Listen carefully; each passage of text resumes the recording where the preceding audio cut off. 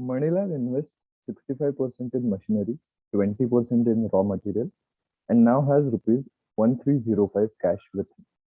Find the original amount with him. Now Manilal invested 65% in machinery, 20% in raw material. That means he has invested a total of 85%. That means he now has 100 minus 85, that is 15% remaining. Now 15% of x is equal to 1305 according to the data which is given. Okay, so let's form the equation. 15 upon 100 into x is equal to 1305.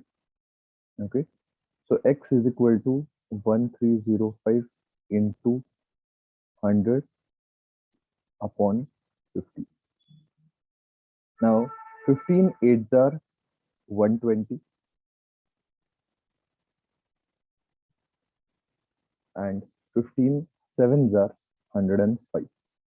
So it becomes 87 into 100. So answer becomes 8700.